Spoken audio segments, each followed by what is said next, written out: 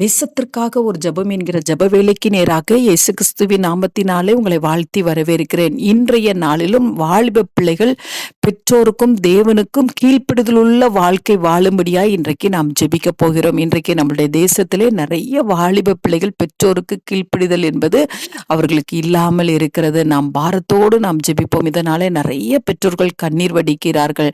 நல்ல ஆலோசனை சொல்லும் பொழுது அதை ஏற்றுக்கொள்கிற இருதயம் வாலிப பிள்ளைகளுக்குள்ளே இல்லை.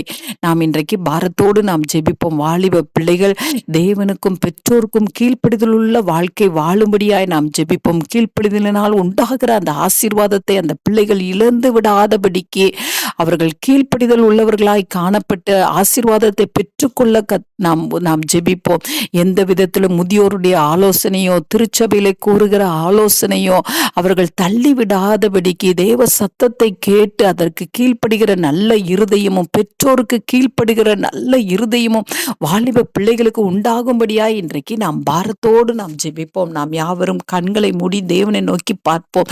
எங்களை நேசிக்கிறதான நல்ல தகப்பனை இந்த நாளிலும் வாலிப பிள்ளைங்களுக்காக நாங்கள் ஜெபிக்கிறோம். ஆண்டவரே, ஒரு கீழ்ப்படிதல் உள்ள வாழ்க்கையை கத்தர் அவர்களுக்கு தாங்க சுவாமி. நல்ல ஆலோசனைகள் வரும் பொழுது பெற்றோர் மூலமாகவோ ஆண்டவரே முதியவர்கள் மூலமாகவோ ஆண்டவரே திருச்சபையிலேயோ அவர்களுக்கு ஏற்ற ஆலோசனைகள் வரும் பொழுது அந்த சத்தத்திற்கு கீழ்ப்படுகிற இருதயத்தை தாங்க. இருதயத்துக்குள்ள இருக்கிற இருமாப்பு கீழ்ப்படியாமை இவைகள் எல்லாம் விலகும்படியாய் நான் ஜெபிக்கிறேன் சுவாமி. தேவனுடைய வார்த்தைக்கு கீழ்ப்படுகிற இருதயத்தை தாங்க ஆண்டவரே. தேவனுடைய சத்தத்துக்கு கேட்டு அவருடைய ஆலோசனைக்கு கீழ்ப்படுகிற இருதயத்தை தாங்க. அதனாலே உம்முடைய பிள்ளைகளுடைய வாழ்க்கை மேம்படும் ஆண்டவரே. உம்முடைய பிள்ளைகளுடைய வாழ்க்கை ஆசீர்வதிக்கப்படும் அப்பா.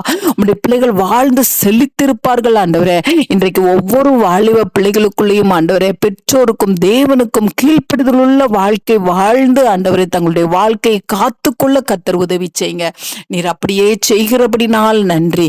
இயேசுவின் மூலம் ஜெபிக்கிறேன் நல்ல பிதாவே. ஆமென், ஆமென்.